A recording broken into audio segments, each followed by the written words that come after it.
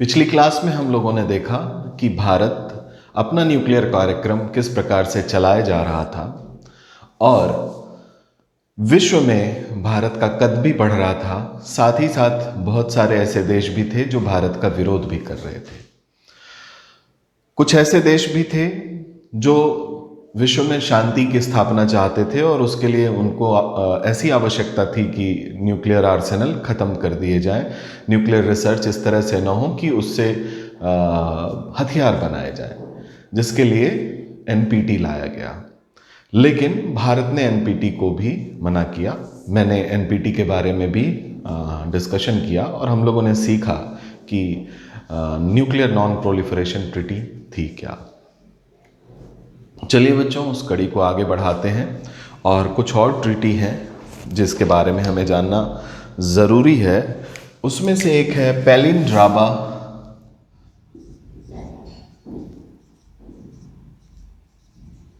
Treaty.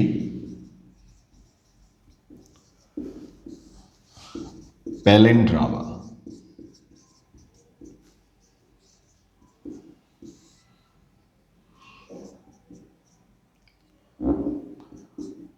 Treaty, समझौता, पेलिंड्राबा समझौता। इसे अफ्रीका का एनपीटी कहा जाता है। It is also called as African NPT,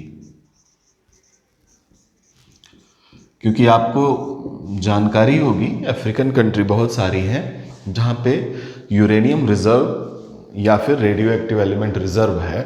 तो ये वो ट्रीटी है जो कहती है, अफ्रीकन एनपीटी, कि पेलिंड्राबा ट्रीटी अगर कोई साइन नहीं किया है कंट्री तो अफ्रीका से उसको कोई भी ट्रांसफर, कहने का तात्पर्य है, या सप्लाई, चाहे वो यूरेनियम, एनरिच्ड यूरेनियम के रूप में हो अथवा नेचुरल यूरेनियम के रूप में हो अथवा और कोई रेडियो आइसोटोप है, वो नहीं की जाएगी। और यही कारण था कि जब सिविल न्यूक्लियर डील 123 एग्रीमेंट होने के बाद 2009 में भारत और नामीबिया के बीच में भी सिविल न्यूक्लियर डील हुई थी। 2009, इंडिया एंड नामीबिया। और इस पेलिंड्राबा ट्रीटी को भारत ने साइन नहीं किया है। इसके कारण ये जो सिविल न्यूक्लियर डील था भारत और नामीबिया के बीच, वो लटका पड़ा है, वो फाइनलाइज नहीं हो पाया। तो आप लिख सकते हैं पेलिंड्राबा ट्रीटी, पेलिंड्राबा ट्रीटी, पेलिंड्राबा समझौता। इसे अफ्रीका का एनपीटी भी कहा जाता है। It is also called as African NPT.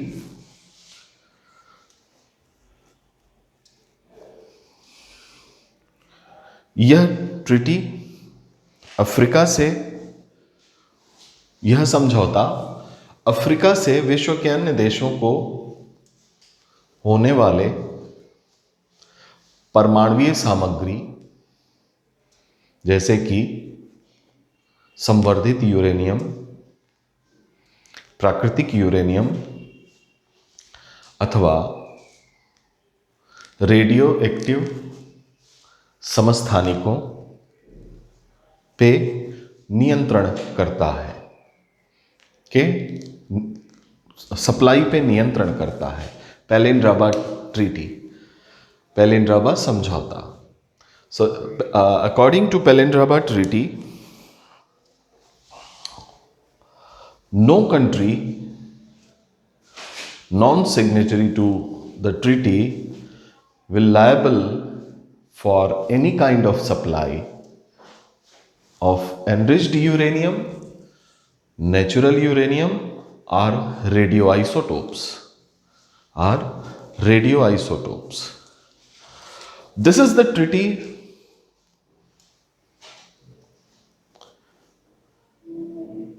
due to which India-Namibia civil nuclear deal remained in limbo.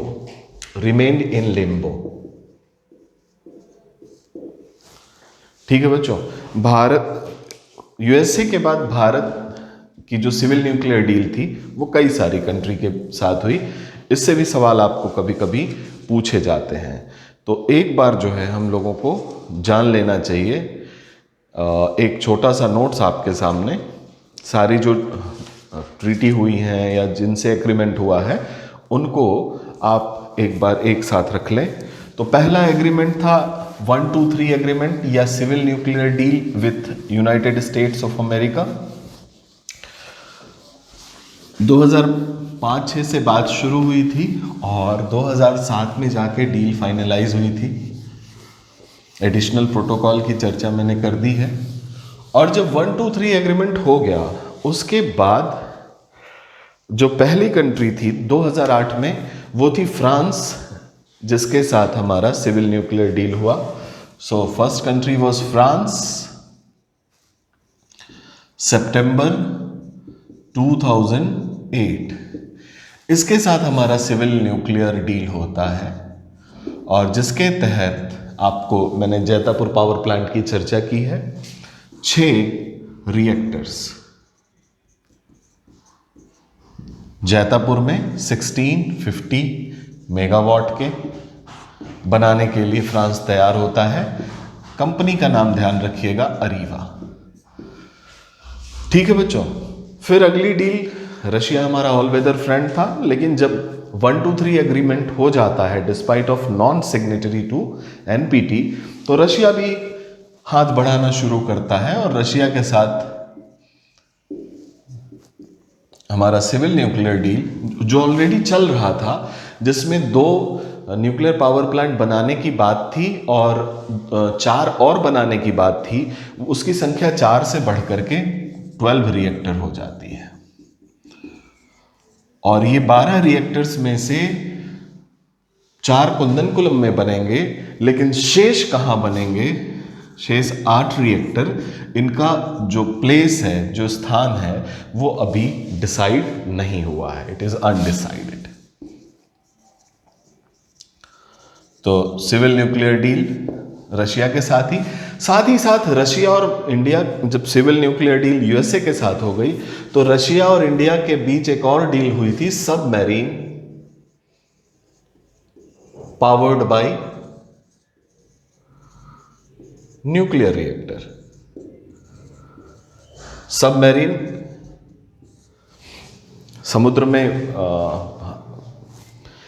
सेना की शक्ति को बढ़ाने के लिए एक नाव होती है, पैक्ड नाव, जो समंदर के अंदर जाके विचरण करती है और सर्विलांस करती है। उसके लिए जो पावर है, that power will be brought by nuclear reactor. और न्यूक्लियर रिएक्टर बनाने की बात, छोटा एक न्यूक्लियर रिएक्टर जिसको सबमरीन पे लगाया जा सके, इसकी भी चर्चा इस एग्रीमेंट के अंतर्गत होती है, Russia India civil nuclear deal. और ये 2008, ये भी 2008 दिसंबर 2008 के आसपास ये डील होती है बच्चों। So Russia India civil nuclear deal. अगली जो डील होती है बच्चों वो होती है हमारी मंगोलिया के साथ, जून 2009 में। सिविल न्यूक्लियर डील का मतलब है कि आपको nuclear supply in form of fuel या फिर तकनीकी या फिर असिस्टेंस, इन 3 लेवल पे, और न्यूक्लियर वेस्ट के निस्तारण के लेवल पे असिस्ट करेंगे। तो तीसरी जो डील होती है India and Mongolia, India Mongolia, जून 2009। तो सारी कंट्री भारत के साथ सिविल न्यूक्लियर डील में आने लगती हैं। और यूरेनियम सप्लाई के लिए ये डील होती है मंगोलिया। यहाँ भी यूरेनियम के डिपॉजिट्स हैं। इंडिया मंगोलिया जून 2009। इसके बाद भारत का जो समझौता है बच्चों वो सितंबर 2009 में ही भारत और नामीबिया भारत नामीबिया समझौता सितंबर 2009 में होता है, लेकिन पैलिंड्रामा ट्रीटी जिसके बारे में भी चर्चा हुई उसके कारण ये समझौता आगे नहीं बढ़ पाया. Reason behind India is non signatory to that treaty also. So India Namibia supply of uranium की सप्लाई के लिए, यहाँ जब भी आप ध्यान रहे ये सिविल न्यूक्लियर डील होगी तो फ्यूल सप्लाई, ईंधन की आपूर्ति मेन जो होता है एस्पेक्ट होता है, साथ ही साथ टेक्नोलॉजी, साथ ही साथ असिस्टेंस, और इसके साथ ही इन्वेस्टमेंट, क्योंकि कोई भी डील करेगा तो अपना भविष्य अच्छा रखना चाहेगा तो इन्वेस्टमेंट भी करते हैं. जैसे कि हमने फ्रांस के साथ देखा, अरीवा कंपनी आकर के यहाँ पे न्यूक्लियर रिएक्टर खोलेगी. फिर उसके बाद इंडिया और अर्जेंटीना के बीच में अगला जो कंट्री है बच्चों, India and Latin American country Argentina, इनके बीच में सिविल न्यूक्लियर डील.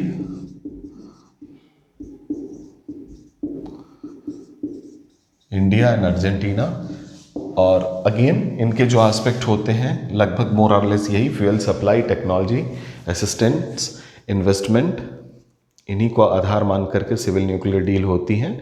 फिर इंडिया और कनाडा के बीच में डील होती है बच्चों, India and Canada civil nuclear deal. आपको जानकारी है जो हमारा पहला रिएक्टर, दूसरा रिएक्टर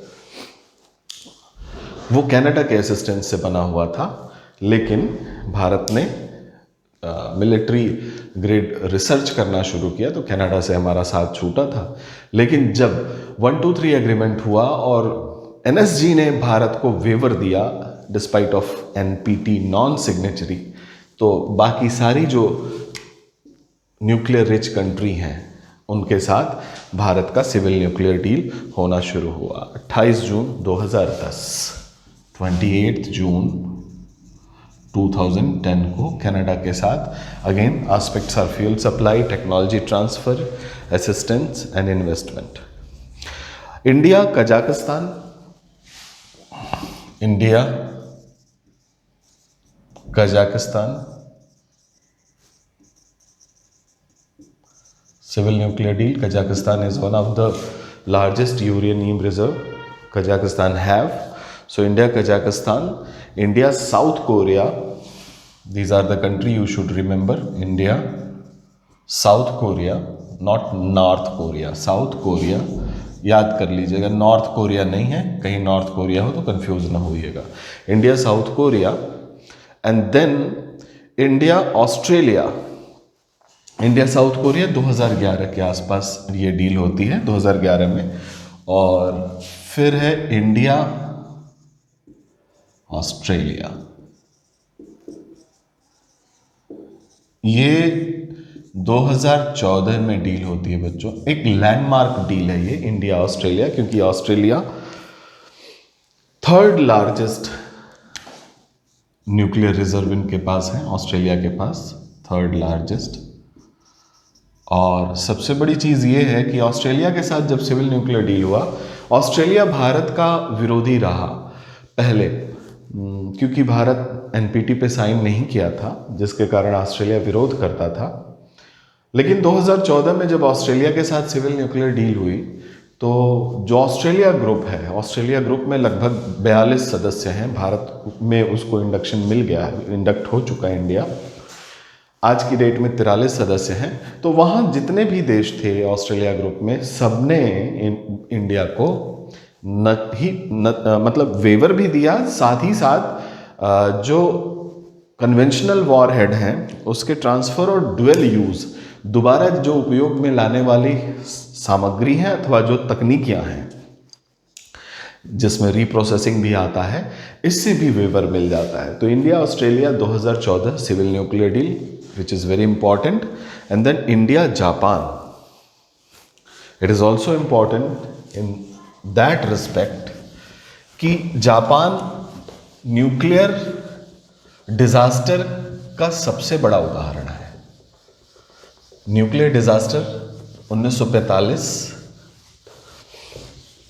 हिरोशिमा और नागासाकी दोनों, और 2015 में भारत और जापान के बीच सिविल न्यूक्लियर डील होता है। जापान भी न्यूक्लियर कंट्री है, तो भारत को ये तमगा हासिल है कि भारत जापान के साथ सिविल न्यूक्लियर डील करने वाला पहला नॉन एनपीटी सिग्नेचरी कंट्री है। याद रखिएगा, India, Japan, civil nuclear deal,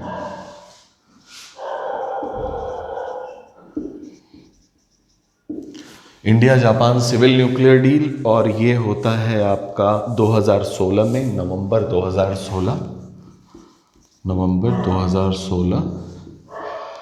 India first country है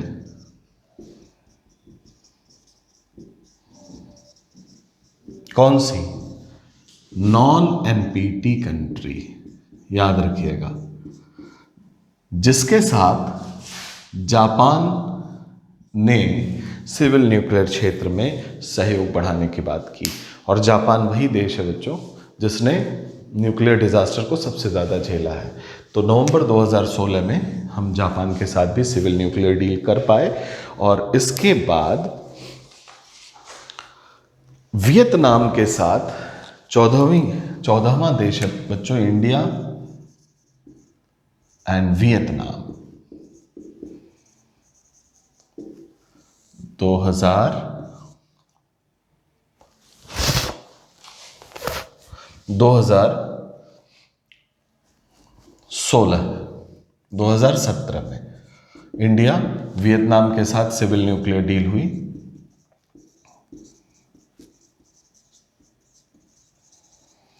और ये civil nuclear deal 14th country, आप कह लीजिए इसको 14th कंट्री, 14वीं ऐसा देश था जिसके साथ भारत का सीधे सिविल न्यूक्लियर डील हुआ। और ये डील इंपॉर्टेंट इसलिए है बच्चों कि इस डील में भारत भी, क्योंकि तब तक भारत जो है MTCR का सदस्य बन चुका था, भारत भी वियतनाम को टेक्नोलॉजी ट्रांसफ़र कर सकता है, अपने रिएक्टर दे सकता है, अपने संवर्धित यूरेनियम दे सकता है। ये चीज़ें भारत और वियतनाम के साथ हुई जो सिविल न्यूक्लियर डील हुआ। और MTCR में सदस्य बनने के बाद मिसाइल टेक्नोलॉजी कंट्रोल रिजीम, अभी वो सारे जो 4-5 रिजीम हैं आपको जानना ज़रूरी है, उनको हम लोग एक एक करके पढ़ेंगे। तो MTCR में भारत के सदस्य बनने के बाद ये जो है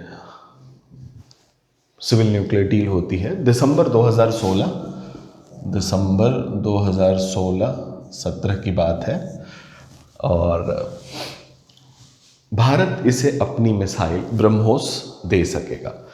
अच्छा, इस डील का एक जियोपॉलिटिकल एस्पेक्ट भी है बच्चों।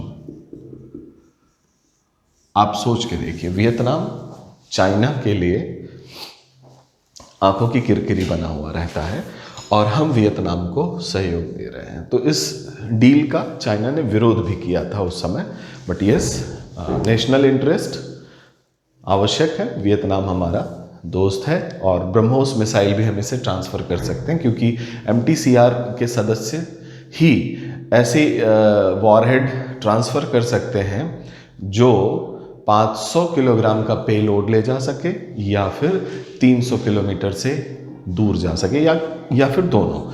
जबकि ब्रह्मोस हम 290 किलोमीटर तक की बनाते थे MTCR से पहले, लेकिन अब हम उससे ज़्यादा भी बना सकेंगे और ट्रांसफ़र भी कर सकेंगे। तो ये India Vietnam civil nuclear deal, तो ये सारी कुछ डील्स थी जिसको हम लोगों ने देखा और समझा।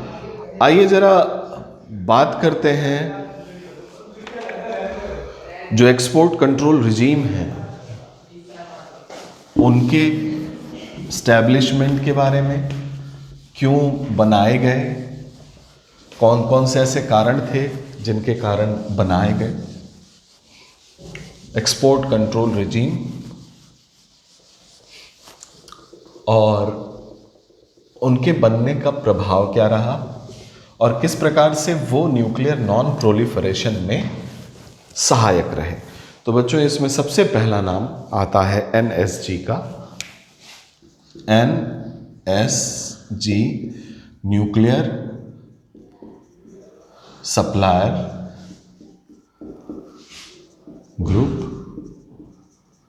न्यूक्लियर सप्लायर ग्रुप बच्चों वास्तव में देखा जाए तो 1974 में जब भारत ने परमाणु विस्फोट कर दिया तो उसी के रिएक्शन के स्वरूप एनएसजी बनाया गया। क्यों? क्योंकि हर देश जो है अगर परमाणु परीक्षण करता रहा तो ये जो न्यूक्लियर नॉन प्रोलिफरेशन की बात है उसे हम कंट्रोल नहीं कर पाएंगे और सभी लोग न्यूक्लियर आर्म में लग जाएंगे। और जो न्यूक्लियर रिसर्च है पीसफुल पर्पस के लिए, उसको कंट्रोल में करने के लिए या उस पर एक निगाह रखने के लिए एनएसजी बनाया गया। क्योंकि एनएसजी में जो भी कंट्री हैं या तो वो न्यूक्लियर रिच कंट्री हैं, मीन्स न्यूक्लियर कैपेबल कंट्री हैं, या फिर वहाँ पे जो न्यूक्लियर रिसर्च में उपयोग में रेडियो एक्टिव एलिमेंट्स आते हैं उसके डिपॉजिट्स हैं, या फिर वो प्रोसेसिंग करती हैं या इस तरह की चीज़ें हैं। तो इस को बनाया गया 1975 में, जस्ट आफ्टर पोखरण 1975 में बना। 48 मेंबर्ड, इसमें 48 देश हैं।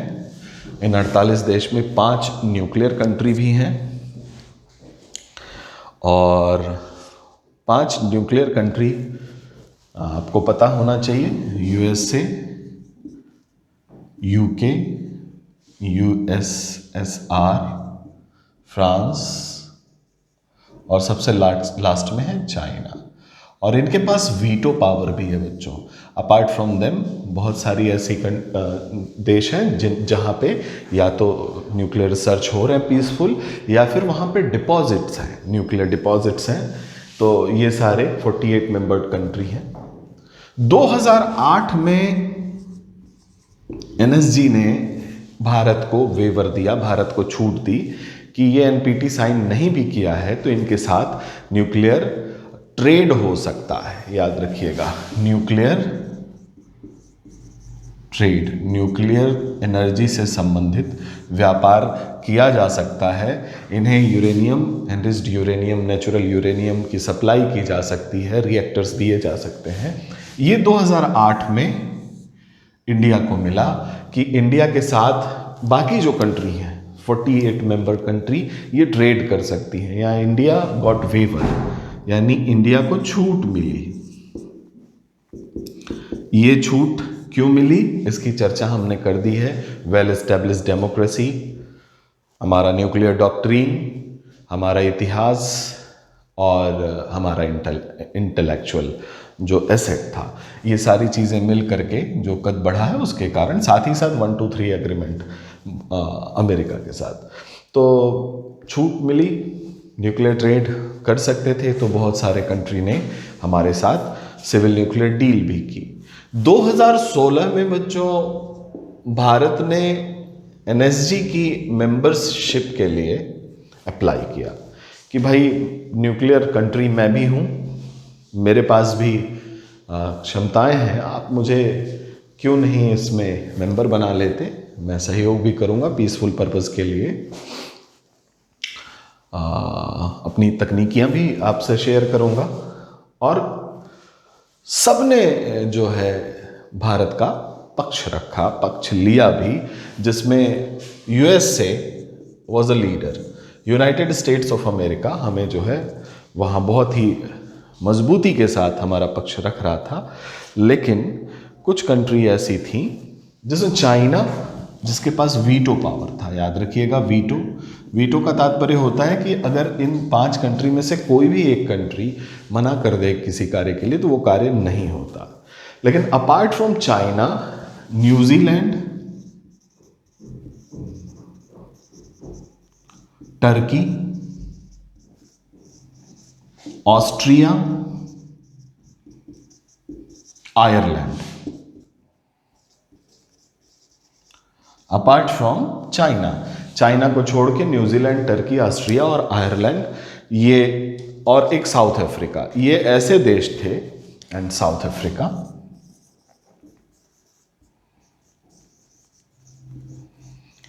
जो भारत का विरोध कर रहे थे कि नहीं, भारत को एनएसजी में नहीं आना चाहिए। साउथ अफ्रीका इसलिए विरोध कर रहा था बच्चों, क्योंकि साउथ अफ्रीका अफ्रीकन कंट्री है और वहाँ पे भी एक इनकी ट्रीटी है जिसको भारत ने साइन नहीं किया था। न्यूजीलैंड, ऑस्ट्रिया और आयरलैंड ये बड़े ही पीस लविंग कंट्री हैं और वेरी लॉ अबाइडिंग कंट्री। इनको लगता है कि अगर कोई नियम नहीं माना जा रहा उसे नहीं करना चाहिए, और टर्की भारत का सदैव से विरोधी रहा है। चाइना विरोध इसलिए कर रहा था कि चाइना चाहता था कि पाकिस्तान भी न्यूक्लियर कंट्री है और पाकिस्तान को भी एनएसजी में सदस्यता मिले। और पाकिस्तान की हालत चाइना के अलावा बाकी सभी लोग जानते हैं, नॉन एनपीटी सिग्नेचरी है, साथ ही साथ डेमोक्रेसी की हालत खराब है और बहुत सारे टेररिस्ट फेस्टिवल्स वहाँ मनाए जाते हैं। इसलिए चाइना पाकिस्तान के कारण भारत पे वीटो लगाता है, क्योंकि चाइना कहता है, पाकिस्तान कहता है कि आप उनका साथ दोगे तो ये हमें परेशान करेंगे। तो अंत में भारत को एनएसजी में सदस्यता नहीं मिल पाती है। और यही हाल यूनाइटेड नेशन सिक्योरिटी काउंसिल का भी है। चाइना भारत का विरोध करता है।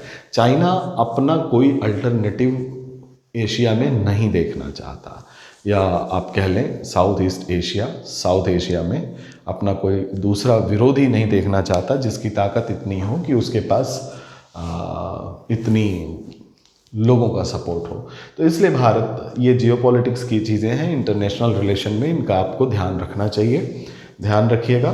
तो 2016 में हमें एनएसजी में सदस्यता नहीं मिलती है। तो लिखना चाहें आप लिख लीजिए, एनएसजी न्यूक्लियर सप्लायर ग्रुप, यह 1974 में भारत के पोखरण परीक्षण के पश्चात प्रतिक्रिया स्वरूप 1975 में बनाया गया, जो कि 48 सदस्यों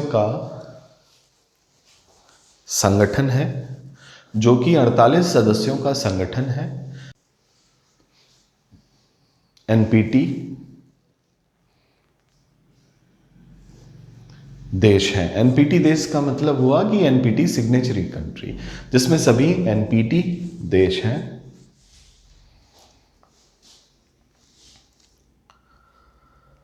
न्यूक्लियर सप्लायर ग्रुप विश्व में होने वाले समस्त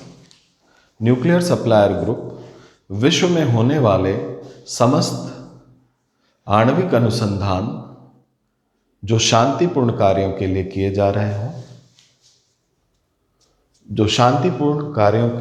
जा रहे हों को सहयोग करता है।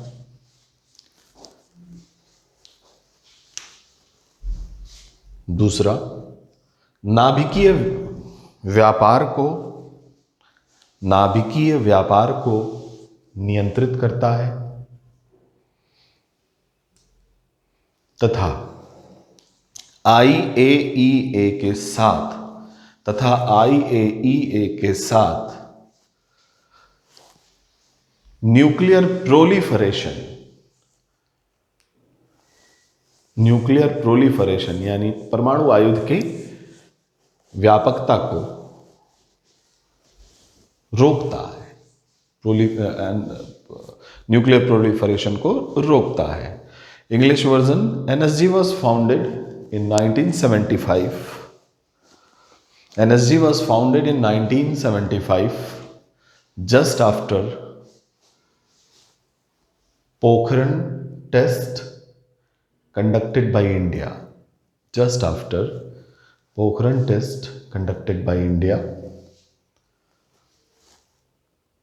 The organization is 48 membered. The organization is 48 membered, including 5 nuclear states. 5 nuclear states. And what is specific to these nuclear states? This veto is not given to other 44 countries, but the veto is present with USA, UK, USSR, France, and China. So, with veto power, NSG, objective of NSG is to control nuclear trade, to establish cooperation between NPT countries, to establish cooperation between NPT countries for peaceful nuclear research, and ensure non-proliferation of nuclear arsenal and ensure non-proliferation of nuclear arsenal. In the year 2008, NSG gave waiver to India. NSG gave waiver to India for nuclear trade despite of non-NPT country. Despite of non-NPT country. This gave the boost for various civil nuclear deal. This gave the boost for various civil nuclear deal by other countries with India. By other countries with India.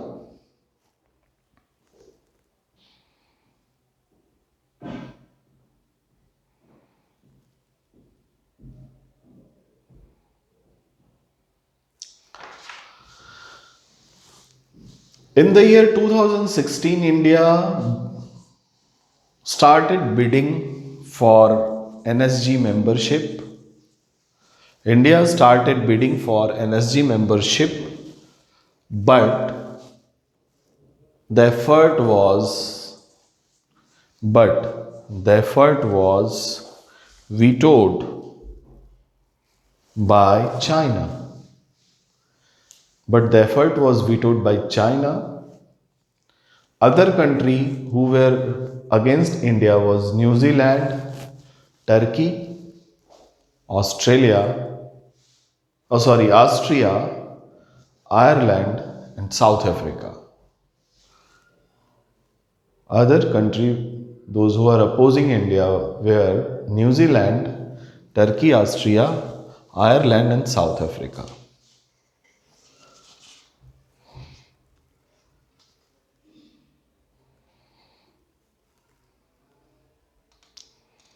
So this is one of the export control regime, NSG.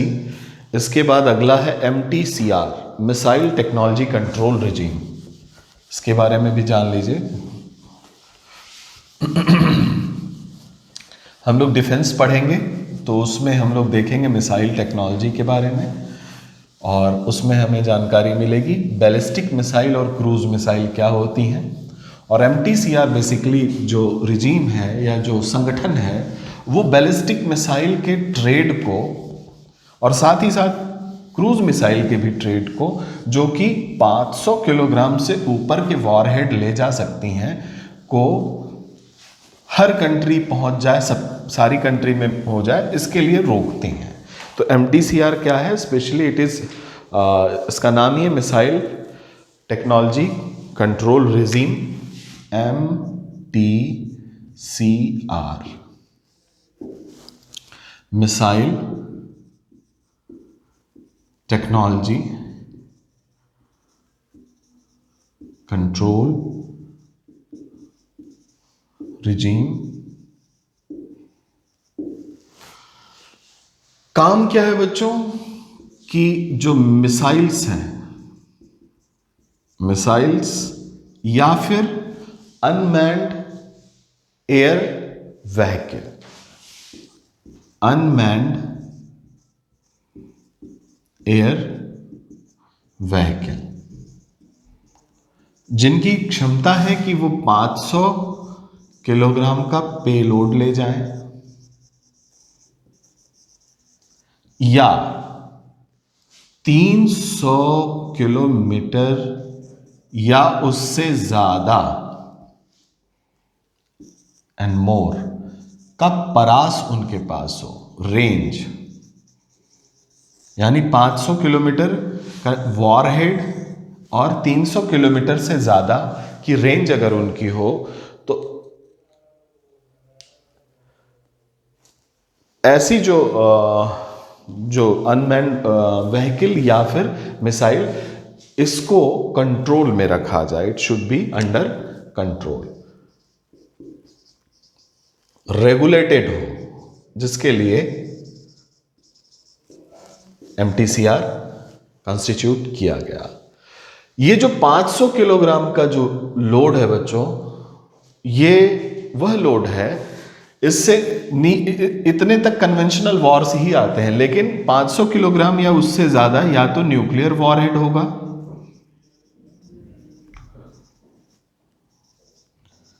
या फिर biological warhead या फिर chemical. कहने का तात्पर्य यह है कि 500 किलोग्राम या उससे अधिक जब वॉरहेड होगा तो वो न्यूक्लियर वॉरहेड हो सकता है, बायोलॉजिकल वॉरहेड हो सकता है, या फिर केमिकल, जैविक हथियार हो सकते हैं या रासायनिक हथियार हो सकते हैं, अथवा परमाणु बम हो सकता है।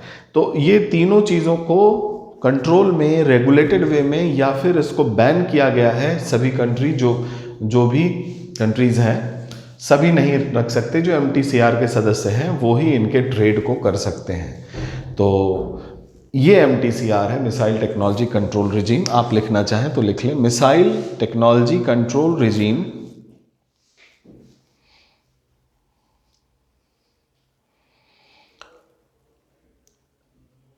is an organization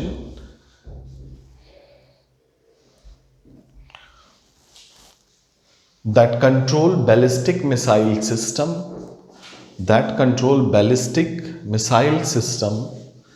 and unmanned aerial vehicle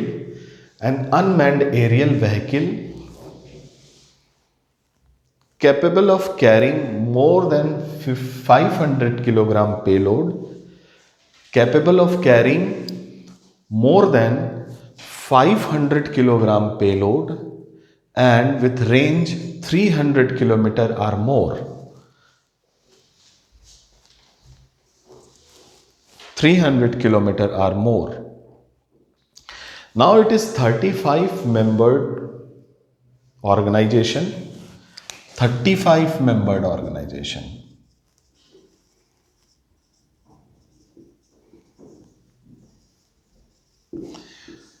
Including India.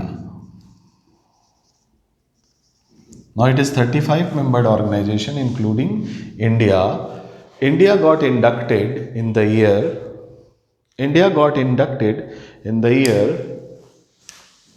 2016 June. India got inducted, that means India भी सदस्य है MTCR का, inducted 2016 June.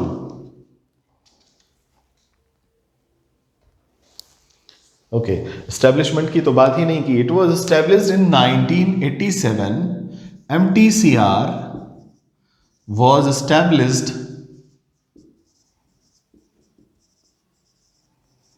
in 1987 by G7 countries.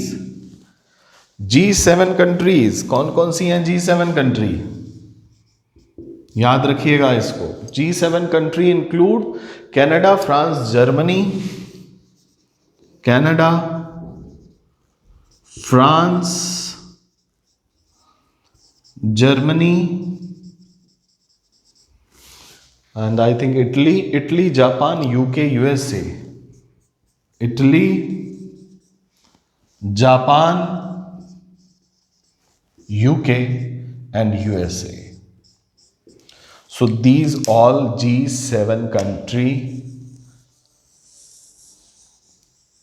are responsible for establishment of MTCR, Missile Technology Control Regime, and which resist or which regulate or which control the ballistic missile system or unmanned aerial vehicle which is capable of carrying 500 kilogram or more payload with a range 300 kilometre and more, जिसको regulate करना है, control करना है. Now it is 35 membered organisation and it include India also. India got membership in 2016 June. One very striking characteristic or you can say feature of this organization that China is not a member country. China member नहीं है. यहां से प्रश्न बन सकता है UPSC में. सो MTCR का मेंबर चाइना नहीं है. एमटीसीआर का मेंबर चाइना नहीं है. So China is not the member of MTCR. Hindi version लिख लीजिए. मिसाइल टेक्नोलॉजी कंट्रोल रिजीम की स्थापना वर्ष 1987 में G7 कंट्री द्वारा की गई, जिसमें Canada, France, Germany, Italy, Japan, Britain और अमेरिका सम्मिलित हैं. यह संगठन बैलिस्टिक मिसाइल और मानव रहित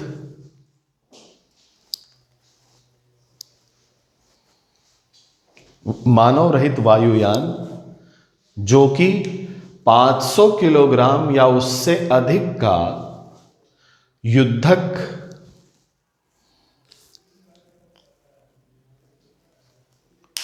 हथियार 300 किलोमीटर अथवा उससे अधिक दूर तक ले जा सकते हैं,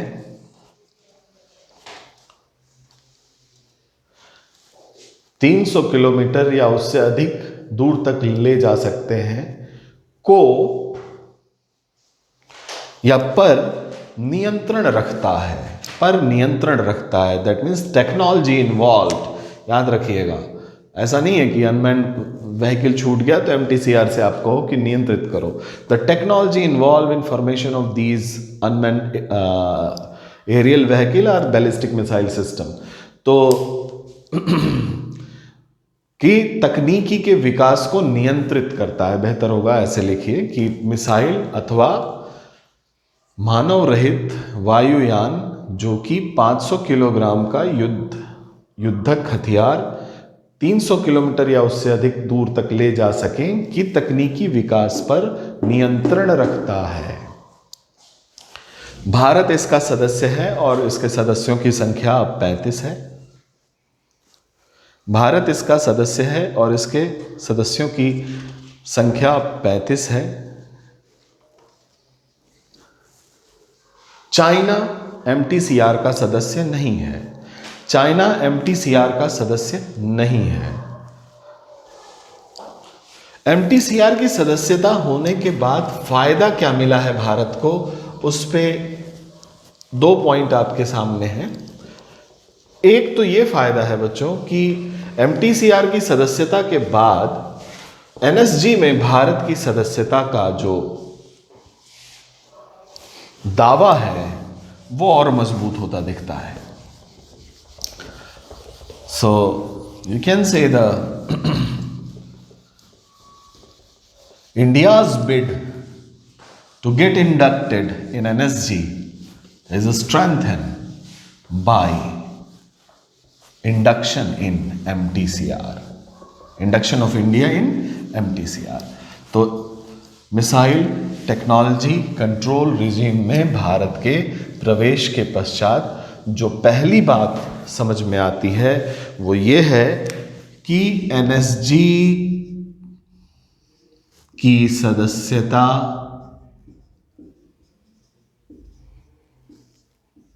के लिए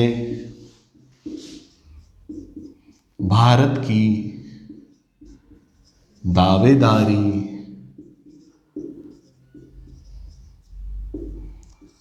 और मजबूत होगी।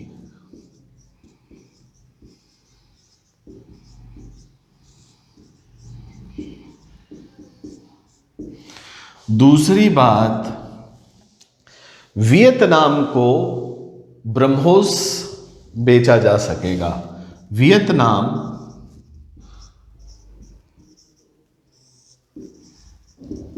ब्रह्मोस मिसाइल सिस्टम है बच्चों, जो रशिया और भारत के ज्वाइंट वेंचर से डेवलप किया गया है।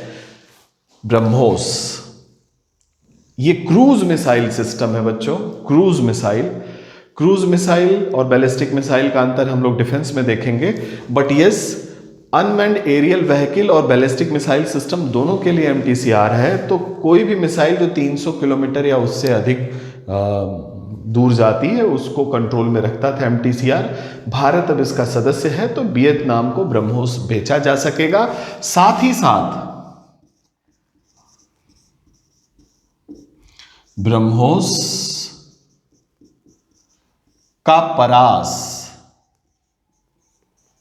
बढ़ाया जा सकेगा।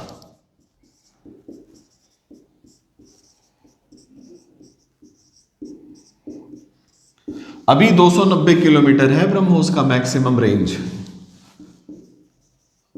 और ये कोलैबोरेशन है रशिया और इंडिया का। तो जाहिर सी बात है, रशिया भी तो MTCR के नियमों के अंतर्गत आता है। तो ब्रह्मोस का जो मैक्सिमम रेंज था वो 290 किलोमीटर का ही बना था, लेकिन अब MTCR की सदस्यता के बाद ब्रह्मोस का परास भारत बढ़ा सकेगा, उसका रेंज और बढ़ाया जा सकेगा। साथ ही साथ NSG की सदस्यता में भारत की दावेदारी और मजबूत होगी।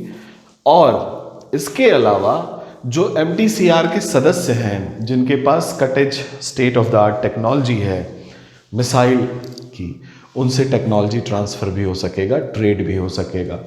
तो कहने का तात्पर्य अल्टीमेटली ये भारत के स्ट्रेचर को और बढ़ाएगा। इंग्लिश वर्जन आप लिख लीजिए। After induction in MTCR, India will get the state of art technology developed by these member country with cutting precision, developed by these member country with cutting precision. दूसरा, India would enhance the range of BrahMos missile, and India could also sell BrahMos to Vietnam.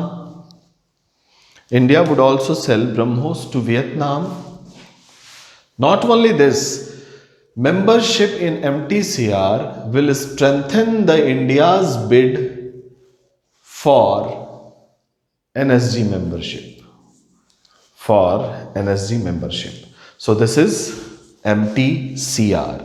इसका China सदस्य नहीं है, ध्यान रखिएगा, confuse मत होइएगा।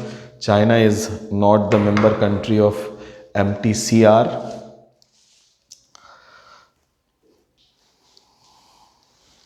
So next one is Wassenaar arrangement.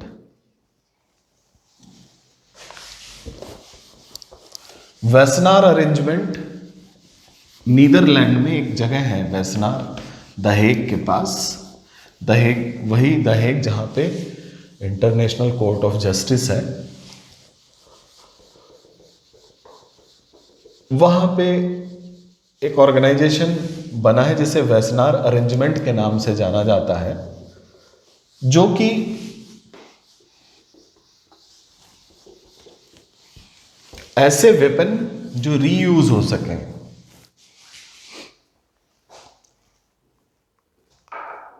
और ऐसे कन्वेंशनल आर्म जो अशांति पैदा कर सकें, उनको कंट्रोल्ड वे में एक दूसरे से जो ट्रेड भी हो अथवा एक दूसरे को जो ट्रांसफ़र होता है उस पर कंट्रोल रिजीम बनाई गई है वेस्नार अरेंजमेंट के नाम से। Wassenaar arrangement. हिंदी में वासेनार अरेंजमेंट भी कह सकते हैं या वासेनार व्यवस्था लिख सकते हैं। ये एक तरह का रूल और मैनुअल है। अगेन ये एक्सपोर्ट रिजीम ही है, ऑर्गेनाइजेशन है कई सारी कंट्री का, मल्टीपल एक्सपोर्ट रिजीम, जो कि conventional warhead, conventional weapon,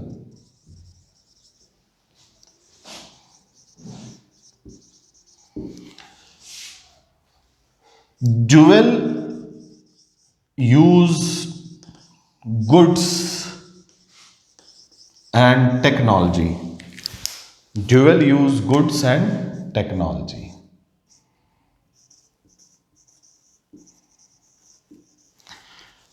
dual use goods जिसे दोबारा यूज किया जा सके, दोबारा उपयोग में लाने वाली तकनीकी या फिर कोई सामग्री, और कन्वेंशनल वेपन जो कन्वेंशनल वॉरहेड है,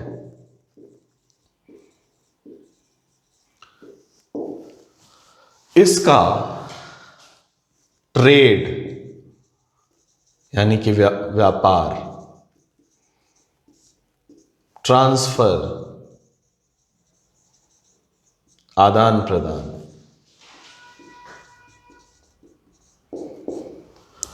कंट्रोल्ड होना चाहिए, जिसके लिए वासेनार अरेंजमेंट बनाया गया। तो ये 42 पार्टिसिपेटिंग कंट्री हैं और ऑब्जेक्टिव मैंने आपको बता ही दिया। 1996 में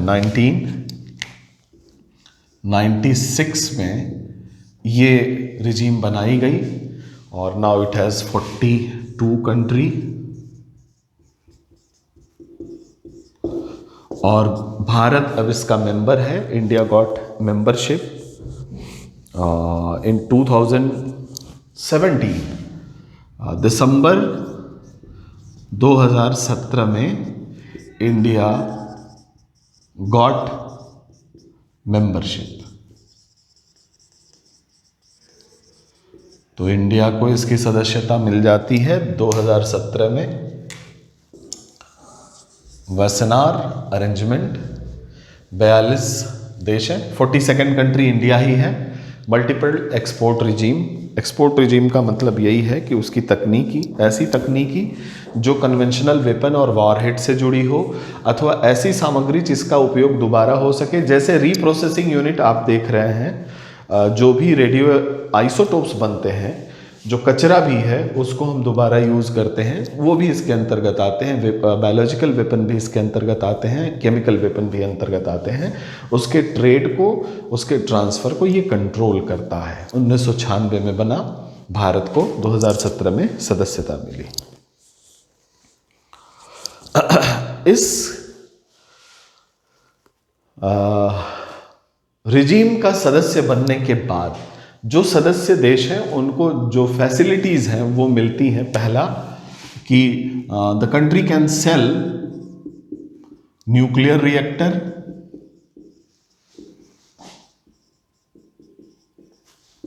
can sell fuel enriched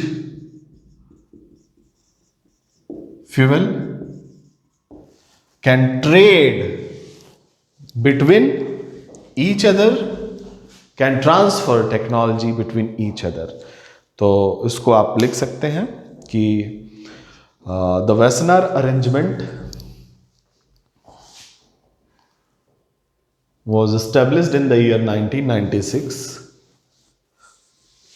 on 12th July near The Hague, Netherlands, near The Hague, Netherlands. On 12th July 1996 near The Hague, Netherlands. It is multiple export control regime containing 42 countries, including India, who got membership in December 2017. Who got membership in December 2017. The objective of Wassenaar arrangement is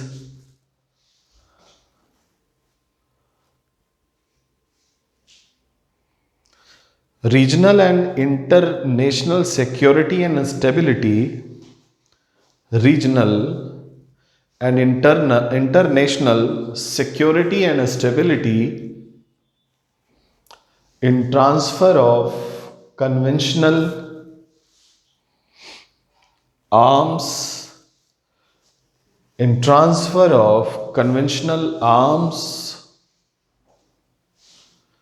dual use goods and technology,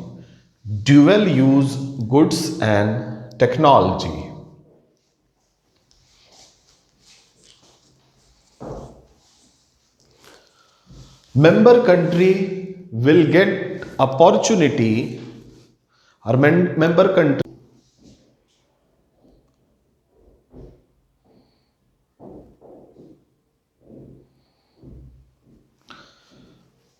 able to sell nuclear reactors, nuclear fuel,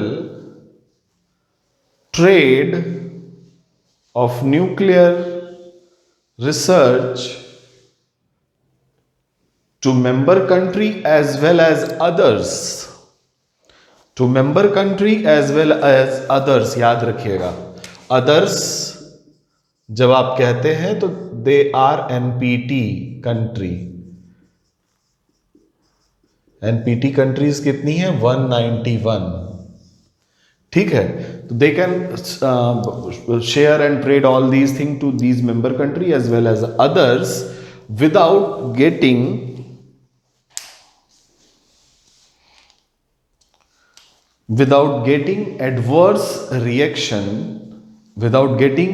adverse reaction from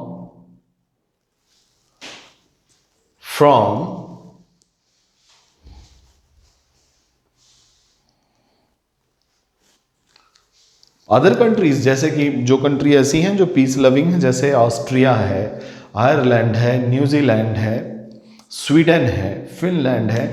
ये सारी country इस तरह के जो trade होते हैं उसके खिलाफ है.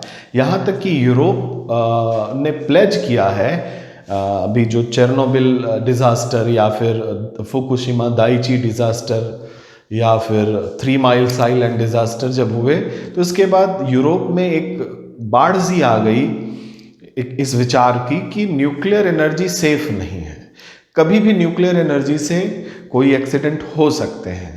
तो ये जो कंट्री हैं, जो ये ग्रुप ऑफ कंट्री हैं, ये हमेशा इस तरह के ट्रेड को मना ही करती हैं और कहती हैं कि आपको न्यूक्लियर एनर्जी की आवश्यकता क्या है. हमारे पास नॉन कन्वेंशनल और कन्वेंशनल एनर्जी के रिसोर्सेज हैं, रिन्यूएबल एनर्जी के रिसोर्सेज हैं, जिसे हम हार्नेस करके वास्तव में अपना काम चला सकते हैं. वो काफ़ी हद तक सही भी कह रहे होते हैं. लेकिन हाँ, न्यूक्लियर रिसर्च से अगर, जैसे कि चाइना ने, अभी मैंने आपको पिछली क्लास में बताया कि उसने जो है फ्यूज़न रिएक्टर बना लिया है. इस तरह के रिएक्टर अगर बनाए जाएं और उन्हें चलाया जाए बिना एक्सीडेंट के, तो कई सालों तक हम ऊर्जा का प्रवाह बनाए रख सकते हैं, एनर्जी सिक्योरिटी कर सकते हैं. तो वासनार अरेंजमेंट में जो भी कंट्री इसके मेंबर हैं वो conventional weapon, warhead, dual use goods technology, nuclear reactor, enriched fuel, इन सब को ट्रेड कर सकती हैं विद इन member country as well as other. But एक चीज़ ध्यान रखना है कि वो एनपीटी कंट्री होनी चाहिए, नॉन एनपीटी से नहीं होना चाहिए. भारत इसका सदस्य है, एनपीटी नहीं है, भारत एनपीटी देश नहीं है, फिर भी इसका सदस्य है, तो भारत से भी ये हो सकता है. तो स्पेशल स्टेटस टू इंडिया, याद रखिएगा, ये स्पेशल ट्रीटमेंट जो भारत को मिल रहा है, आपने देखा कि कितने कठिन नियम और कानून हैं हर जगह के, लेकिन भारत को स्पेशल ट्रीटमेंट मिल रहा है और वासनार अरेंजमेंट में भी भारत को रखा गया है। हिंदी वर्जन लिख लीजिए, वासनार अरेंजमेंट मल्टीपल कंट्रोल रिजीम है, मल्टीपल एक्सपोर्ट कंट्रोल रिजीम है,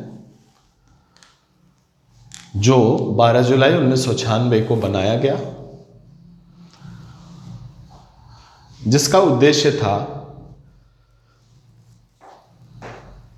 कि कन्वेंशनल हथियारों, परंपरागत हथियारों और ऐसी तकनीकी जो दोबारा उपयोग में लाई जा सके अथवा सामग्रियां का व्यापार एवं आदान प्रदान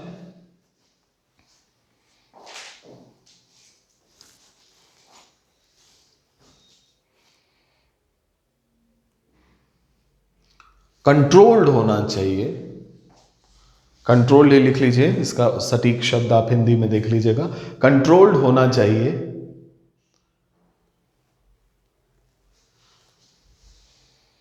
कंट्रोल्ड क्यों होना चाहिए? अगेन न्यूक्लियर नॉन प्रोलिफरेशन, और ऐसी तकनीकी किसी गलत हाथ में न जाए। ये सारी चीजें आप समझते रहिएगा। फिर आगे लिखिए, भारत को 42वें देश के रूप में दिसंबर 2017 को सदस्यता मिली। भारत को 42वें देश के रूप में दिसंबर 2017 को सदस्यता मिली। इस संगठन के सदस्य होने पर इस संगठन के सदस्य होने पर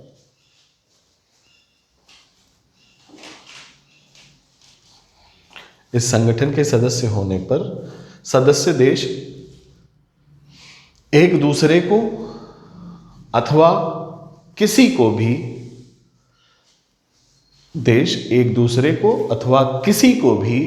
जो एनपीटी सदस्य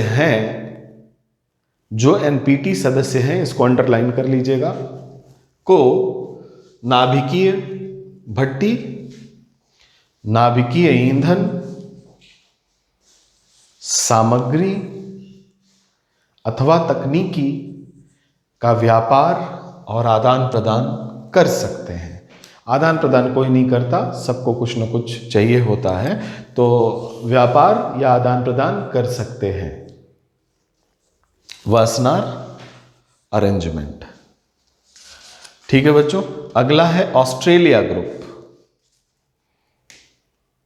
अच्छा ठीक, एक चीज और जोड़ते जाइएगा, जो special treatment to India despite of non signatory to NPT मिल रहा है, उसका कारण क्या है समझ गए हैं आप।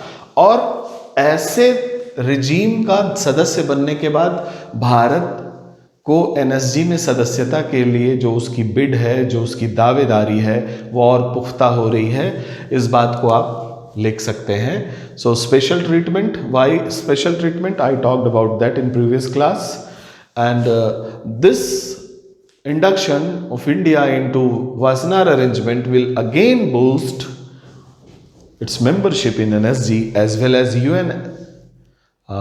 United Nations Security Council, UNSC। तो सिर्फ NSG ही नहीं,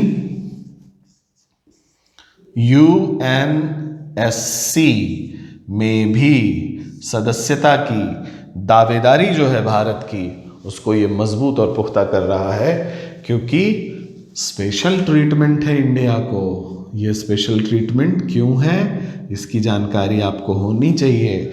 फिर से दोहरा दे रहा हूं, well established democracy, fine cottage technology जिसमें आज तक कोई एक्सीडेंट नहीं हुआ, इंडियन इंटेलिजेंस का मतलब इंटेलिजेंस एजेंसी नहीं, यहाँ की जो बौद्धिक संपदा है। उसके बाद हमारा न्यूक्लियर डॉक्ट्रीन, हमारे कुछ सिद्धांत हैं, कुछ प्रिंसिपल्स हैं जिसको हम फॉलो करते हैं न्यूक्लियर रिसर्च में, उसकी बारी अभी आएगी, उसकी चर्चा होगी। साथ ही साथ भारत एक ऊर्जा के लिए भूखा देश है, क्योंकि हम डेवलपिंग इकॉनमी है, one of the fastest growing economy, और हमें ऊर्जा की बहुत आवश्यकता है। तो हम एक बहुत बड़े मार्केट के रूप में भी हैं, एक बहुत बड़े बाजार के रूप में हैं ऐसे देशों के लिए जो न्यूक्लियर रिसर्च करते हैं। तो special treatment to India is because of these things. और वासनार अरेंजमेंट के बाद इनके लिए इंडिया की बीड यूएनएससी और एनएसजी के लिए और तगड़ी होती है और मजबूत होती है। नेक्स्ट है ऑस्ट्रेलिया ग्रुप। ऑस्ट्रेलिया ग्रुप, इसमें भी 43 कंट्री है इंडिया को लेकर। इंडिया इसका भी सदस्य बन चुका है और ये भी मल्टीपल एक्सपोर्ट कंट्रोल रिजीम है। मल्टीपल एक्सपोर्ट कंट्रोल रिजीम का मतलब ये होता है बच्चों, ऐसा संगठन जो इस तरह के सामग्रियां हैं जो न्यूक्लियर रिसर्च से संबंधित है, बायोलॉजिकल वेपन से संबंधित है या केमिकल वेपन से संबंधित है, इनको बिना इंटरनेशनल जो है स्थिति को खराब किए हुए, रीजनल सिक्योरिटी को ध्यान में रखते हुए, रीजनल इक्विलिब्रियम को ध्यान में रखते हुए इनफैक्ट संतुलित रूप से कराना इनकी जिम्मेवारी होती है और ये कराते हैं। और उसी में से एक अगला जो हम लोग पढ़ने जा रहे हैं ऑस्ट्रेलिया ग्रुप है। हमने वासनार पढ़ा, हमने एनएसजी पढ़ा, नेक्स्ट वन इज एमटीसीआर भी पढ़ा और अब है Australia group, multilateral export control regime. Australia group 1985 में स्टैब्लिशमेंट होता है इसका as a multilateral export control regime के रूप में 1985 में बच्चों, मल्टीलेटरल एक्सपोर्ट कंट्रोल रिजीम में। और स्पेशली इनका जो ऑब्जेक्टिव था वो था टू कंट्रोल स्प्रेड ऑफ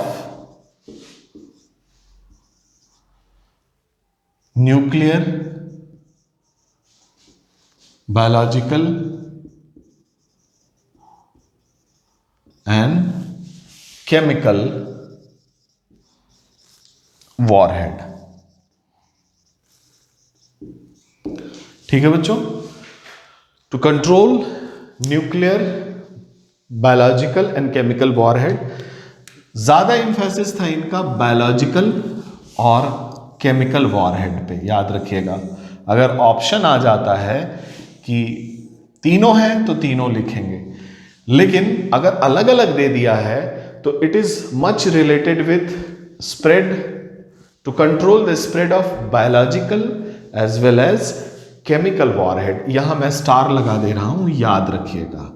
अगर तीनों हैं ऑप्शन में, तीनों एक साथ हैं तो तीनों सही है, अदरवाइज अलग अलग हैं तो बायोलॉजिकल और केमिकल वॉरहेड के लिए ये मल्टीलेटरल एक्सपोर्ट कंट्रोल रिजीम है। 1985 में बना और भारत 19 जनवरी 2018 में 19 जनवरी 2018 में 43rd कंट्री के रूप में इंडिया को सदस्यता मिलती है, मेंबरशिप। तो सीधी सीधी बात है कि मल्टीपल एक्सपोर्ट कंट्रोल रिजीम है तो इसके सदस्य देशों को क्या क्या फैसिलिटीज मिलेंगी, आपस में दे सकते हैं एनपीटी वालों को क्या। वैसे तो ये रेस्ट्रिक्टेड है, लेकिन जो इससे संबंधित टेक्नोलॉजी ट्रांसफर है, साथ ही साथ मिटिगेशन मेजर्स भी तो हैं इनके साथ, जिसको हम जो है ट्रांसफर कर सकते हैं। Mitigation measure for in case of attack, इस तरह के अगर अटैक होते हैं तो उसको रोकने के लिए जो इनकी तकनीकियां हैं उसको उपयोग में लाया जा सकता है।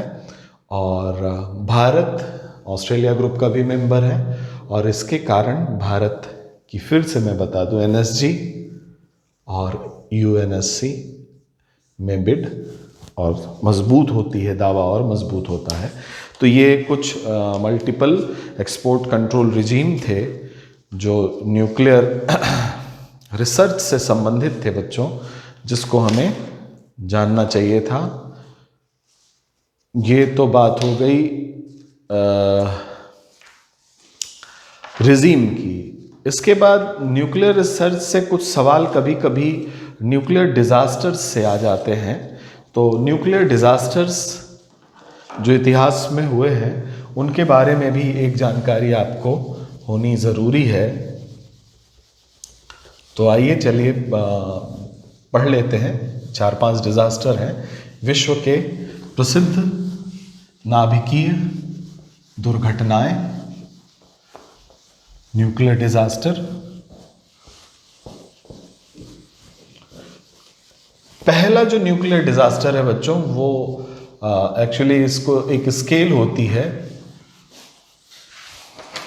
इंटरनेशनल न्यूक्लियर इवेंट स्केल, उस पर वर्गीकृत किया जाता है। ज़रा इसको भी पहले देख लें। हम लोग पढ़ने जा रहे हैं न्यूक्लियर डिजास्टर। न्यूक्लियर डिजास्टर, नाभिकीय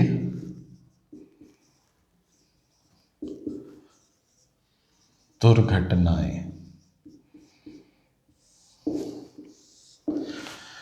नाभिकीय दुर्घटनाएं जो होती हैं बच्चों, because these are man made disasters, तो इसको मापने के लिए, इसकी इंटेंसिटी को मापने के लिए इंटरनेशनल न्यूक्लियर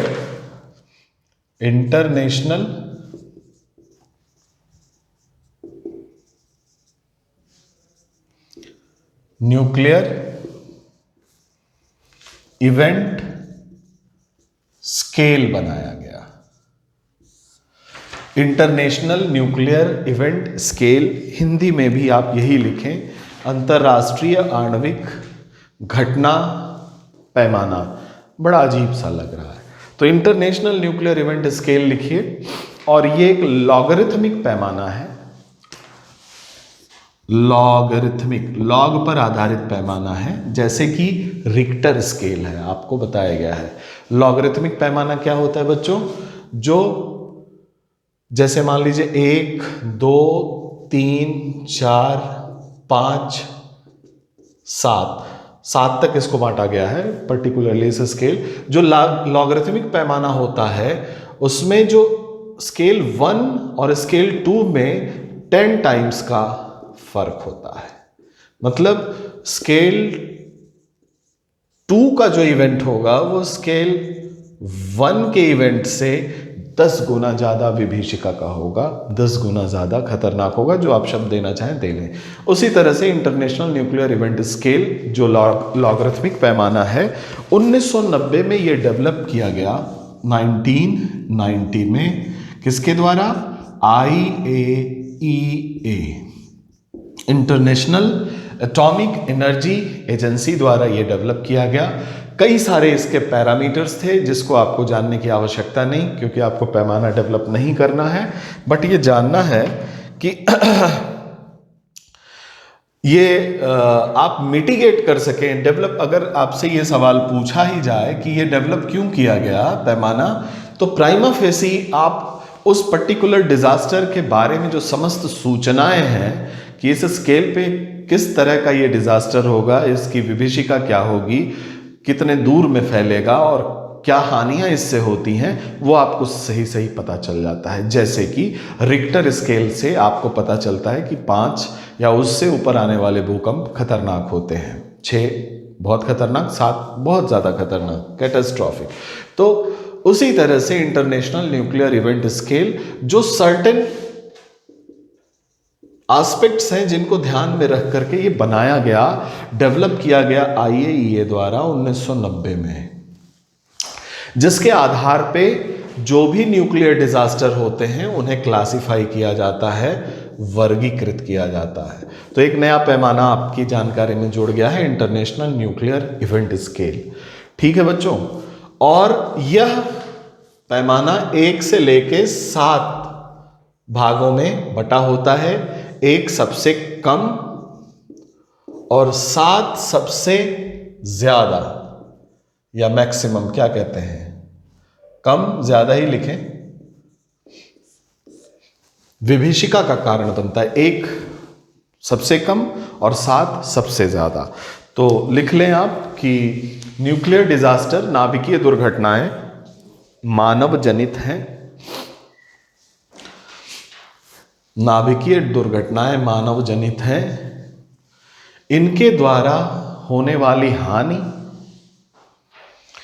इनके द्वारा होने वाले हानि, इनका विस्तार तथा इनसे संबंधित समस्त जानकारियां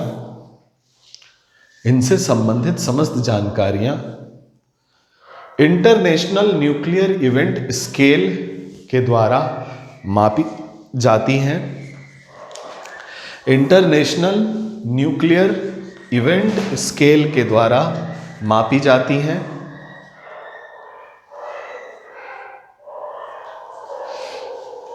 इंटरनेशनल न्यूक्लियर इवेंट स्केल के द्वारा मापी जाती हैं।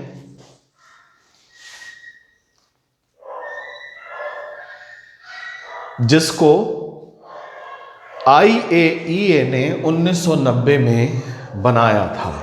जिसको IAEA ने 1990 में बनाया था।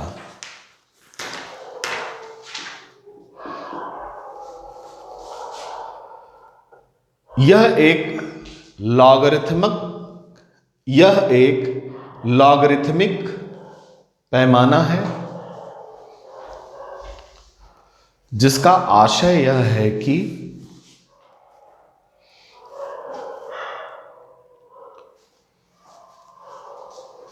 पहले पैमाने पर की विभीषिका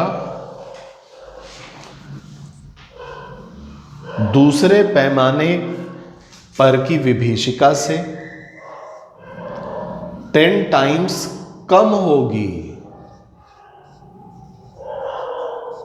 या उल्टा लिख सकते हैं कि दूसरे पैमाने पर की विभीषिका पहले पैमाने के पर की विभीषिका से 10 गुना अधिक होगी। जो लिखना चाहे आप लिख लें, समझ लें, और खुद समझने के लिए स्टार लगा के रिक्टर स्केल लिख सकते हैं।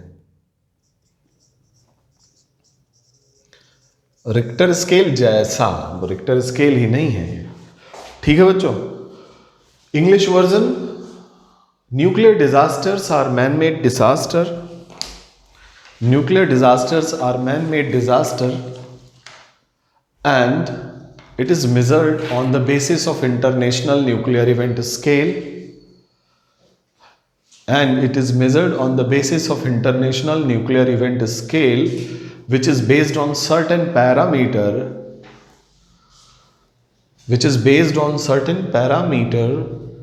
devised by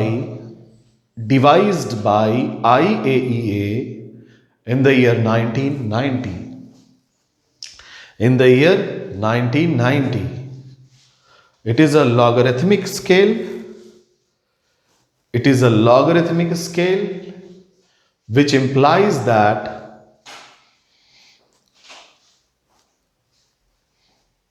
the event of level 2,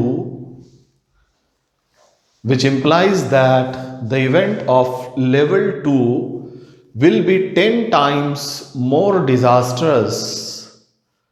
Will be 10 times more disastrous than the event or the disaster of level 1. Then the disaster of level 1.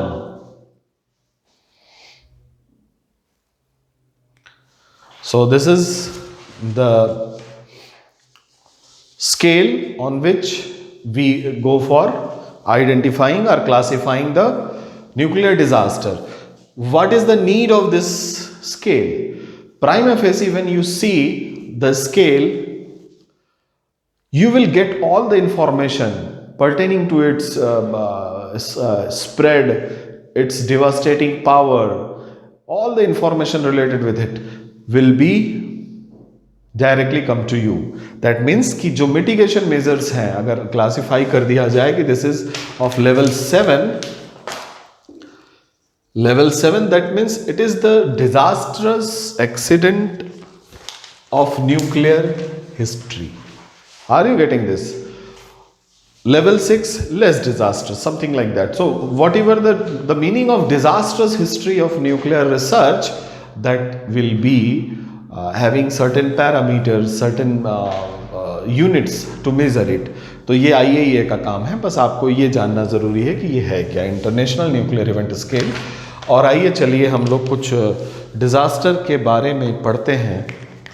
और आपने भी सुना होगा, पहला डिज़ास्टर है चेरनोबिल 1986 में। ये पहला नहीं है, इससे पहले बहुत सारे डिज़ास्टर्स हुए हैं। 1957 के आसपास से डिज़ास्टर न्यूक्लियर रिसर्च में होने शुरू हुए हैं, लेकिन चेरनोबिल जो डिज़ास्टर है वो one of the 2 disasters nuclear accident जिनको लेवल 7 पे रखा गया है। एक तो चेरनोबिल खुद है, दूसरा है फुकुशिमा दाइची। तो पहले आइए चेरनोबिल के बारे में जान लें। फर्स्ट, चेरनोबिल डिजास्टर, ये 1986 में हुआ था यूक्रेन, अब एक स्वतंत्र देश है। पहले ये United state of Russia, USSR का भाग था यूक्रेन 1986 में, और इसका लेवल 7 था। That means most disastrous event. अब आप कहोगे कि सर 1986 में आ गया, लेवल 7 दे दिया, और अभी आपने बताया था कि IAEA ने इसे 1990 में बनाया। तो क्या आप उस समय आपके पास कोई ऐसा पैमाना था? नहीं था। जब ये इवेंट हुआ था तब वो जो पैमाना जो आपको बताया गया, इवेंट इंडेक्स जो था, वो नहीं था। बाद में इसे वर्गीकृत किया गया है one of the most disastrous event in nuclear history. तो लिख सकते हैं चेरनोबिल।